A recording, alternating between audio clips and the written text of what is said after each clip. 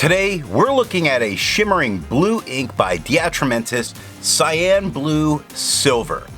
As always, there's timestamps down below so you can skip around, but if you've got the time, I'd appreciate you checking out the entire video. If you're interested in other blue inks, there is a link to a blue playlist down in the description. Hi, I'm Adam, and I'm an ink guy. I get inks, test them, and share the results with you. Let's start with the first writing sample done on 90 GSM Clairfontaine. No bleeding, no ghosting. As is frequently the case, a lot of this is difficult to see with quite a bit of lighting, and I have to turn it for you to see it. Just very shimmery. I'm going to talk about all of it together, where it all tends to perform very well, and anytime it's very wet going down, you get tons and tons of shimmer as long as it's still there. It's easily readable on the page in person unless you have the light really set up reflecting back at you. Now, the extra fine took 7 seconds to dry. The medium took 11 seconds to dry. For some reason, the shimmer doesn't make its way through the medium as well as it does this extra fine. I think it's got to do with that individual feed. Now, the medium has no feather spread, halo sheen, no shade. We see that the scrubby, this is recoverable if you smeared while you're writing. And I have to keep holding it up so it's readable, because like this, not readable. You see how difficult this is going to be to photograph. To have a range of experience with this ink, all of the writing samples are done with a Jinhao 159 with a 1.1 stub, a Jinhao X450 with a medium, and a Jinhao X750 with an extra fine. Then a Retro 51 Tornado with a broad nib was inked up, used for a day, and used to take the notes for this video. Let's take a look at the second writing sample done on 52 GSM Tomoe River. We have no bleeding, no ghosting. As before, we're going to have to hold it at an angle so you can see it, because it gets very reflective. All of these show pretty good performance. The extra fine's drying in 11 seconds, the medium's drying in 17 seconds. Now the medium, where I'm getting much less shimmer, I have no feather spread, halo sheen, no shade, a decent, pleasant tone on the page. The scrubbies are showing us no color variation. We're really not getting it. And the smear test, you could not recover it if you smeared while you're writing. I'm just trying to keep holding it at an angle so I can see that we can actually see the writing. I agree with Vita. There's a lot to learn by doing multiple chromatographies. The one on the left is done the way it's supposed to be done. A line of ink is put down, and then it's put in the water for 10 to 15 seconds. And we see this is not just blue, but a turquoise and blue, although all of it is hidden under the shimmer, which you see in the line where the ink was put down. It all fled up the page. It's really not going to have much resistance. The one on the right is allowed to dry for 10 minutes before it's put into water, and it basically looks the same, which is good that the ink will clean out of your pen well, because sometimes the shimmer particles take a little more work. The next writing sample is done on 80 GSM Rhodia dot pad. No bleeding, no ghosting. Holding at an angle so it can be read. All of them perform very well. All of them don't have any kind of feathering or spread issue. The medium, where we get much more without shimmer because of that pen today. The medium has no feather spread, halo sheen, no shade, 13 seconds to dry. The extra fine took 8 seconds. Not bad. I consider that pretty good, especially considering that glitter, which is its own sometimes problem, sometimes very nice. The scrubbies are showing no color variation. The smear test says you could recover it if you smeared while you were writing. Resistance tests are done to see how this ink can be expected to perform on the page, and more importantly, how hard it may be to clean from your pen. The smear's allowed to dry for 3 days before testing it.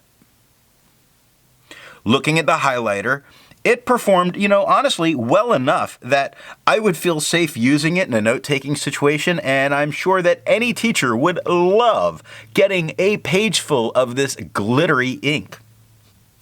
I think it's safe to use, though. Water is completely reactivating and lifting it off of the paper, which is not a surprise at all, and it only took water to get this out of the pen. Pen flesh did everything that water did and nothing more, but you don't need it. And the 1/3 bleach solution obliterates it. But who needs that nonsense? The next writing sample is done on G Lalo paper. No bleeding, no ghosting.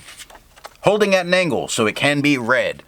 They all are performing really very well. The extra fine's drying in 7 seconds. The medium's drying in 10. The medium, where we really aren't getting much shimmer, has no feather spread, halo sheen, no shading. The scrubby's showing no color variation, and there wasn't any. And the smear test, you would not be able to recover it if you smeared while you were writing. See if we're getting... Actually, the extra fine isn't showing the glitter nearly as much on camera. Good job, camera. For the inks tested, the average viscosity is 2.5, with the realm of normal being from 2.1 to 2.9. The Atramentis Cyan Blue Silver has a viscosity of 2.6, making it normal. If you're interested in how the viscosity is tested or how that bell curve's made, there's a link to that video down in the description. Now, let's take a look at White Lines paper. This is a paper that's not really made for fountain pens. It's made so that you can use the app to take pictures and get digital images of your notes quickly.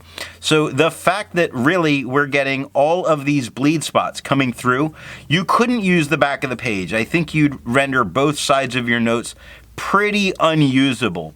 However, it does not touch the next page, which means it's doing pretty good on this paper.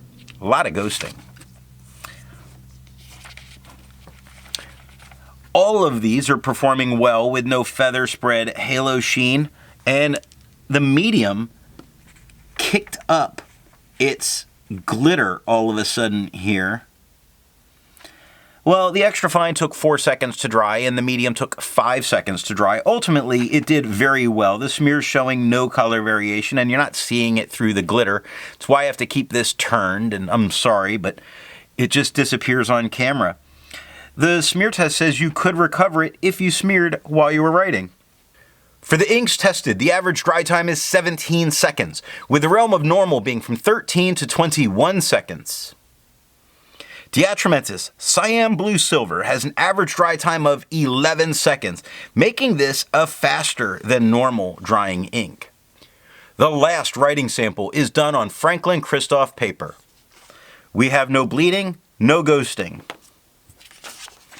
The 1.1 has no feather spread. Horrible. No feather spread. Skipping through that. Habits, man. Habits. The extra fine dries in 6 seconds. The medium dries in 8. They have a solid performance. None of them are feathering or spreading. No problems like that. You just see glitter all over. There's no real color variation here, and you can't see it through the glitter that's down here. And the smear test, you would not be able to recover it if you smeared while you were writing. Instead of finding inks that look like the Atramentis Cyan Blue Silver, I would prefer to find an ink that complements its color on the page. I chose a nice brown to go with this blue and this silver, and I went with Caran Organic Brown. If you'd prefer a different complement color, then take a look down in the description and you'll see links to playlists there. What do I think of the Atramentis Cyan Blue Silver?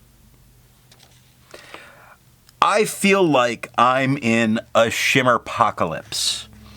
Too much shimmer. It makes your writing very reflective, but it does still allow the blue to show through. There's a warning. Don't use this in a bright room or you might go blind. So what nib and pen will give the best writing experience with this ink? How about a fire hose of a fine or an extra fine because it's so shiny? I hope you got something out of this video, and tomorrow we're going to take a look at KWZ's Berry.